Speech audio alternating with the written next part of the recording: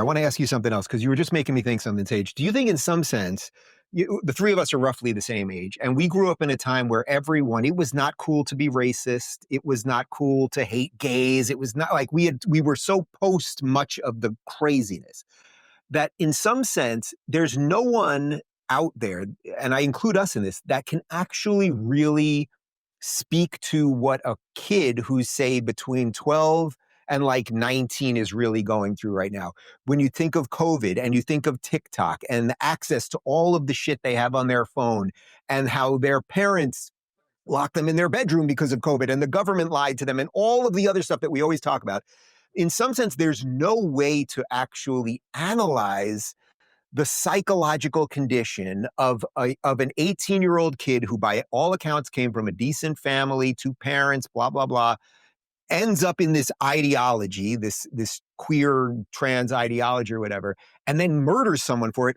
It's almost impossible for us because we didn't grow up in a time where we were being told the world was going to end because of climate change tomorrow. Everything was systemically racist. Your genitals don't match. So we've basically like given them this horrific poison and then said to them, good luck with all of that. Russell, did that make any sense? Yeah, it made good sense, actually. First time I'd sort of heard that argument that what was created was a global laboratory where people were subject to unprecedented conditions. And you're right. I mean, even myself, I can't conceive of how, if your driving ideology was that people's individual identity is the most important thing about them, and if they want to subvert even their anatomical appearance in order to convene more closely with their spiritual identity, I still don't know how you get to, and then therefore I'm going to shoot Charlie Kirk. That's still kind of crazy. But like, what is, I think, really interesting about what we've just said is that we don't know the repercussions of that extraordinary and deceptive time. That too, like something you mentioned, Sage, had a brief window at the beginning of COVID where we're all like, oh, well, we're all in this together. We better like help one another because life is safe. Life is important. We all have to protect one another. Then that went, and it became about sort of trust and mistrust and hatred and division. Yeah, we're gonna maybe a peculiar incubation period of hysteria was created, and I think that's a really interesting set of connections that you've made. Yeah. Hey, Dave and Russell. I mean, you guys know the ages of my kids: 19, 21, and 23.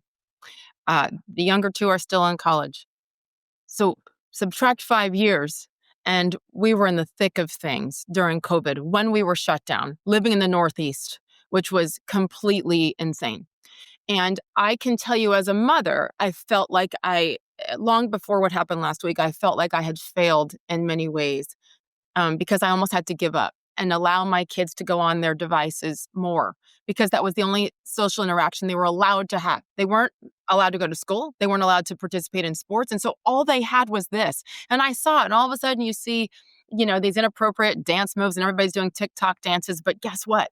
They were really smart and they kept pushing more after that in the ideology. And so my kids were on a group text constantly. And before Charlie Kirk, before this happened last week, I mean, we were constantly going back and forth. They're like, Mom, well, what about this?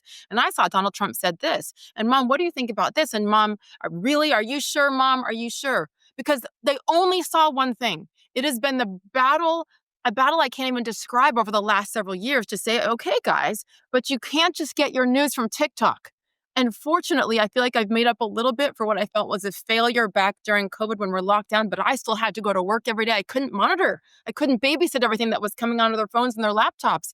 And so the conversations have been incredible because they're mature enough to listen to me now and not think I'm the devil because I would, make them make their beds and clean up after themselves. But they realized they were only getting their news from one source. And this happened last week. And my kids asked for a FaceTime with me, which never happens, the three of them who say, Mom, we need you. Number one, they're scared. They're like, Mom, please no more. Please don't go speak. Please don't go anywhere. Don't go near a college campus. It's not worth it, Mom. We love you, but please don't. We're all four crying on the phone. And number two, to truly make an effort. My oldest already has to listen to all different kinds of platforms, not just one. And the younger two are now. But that's only because I've been choking them and saying, you guys, you can't just take it in from there. It is incumbent upon the parents.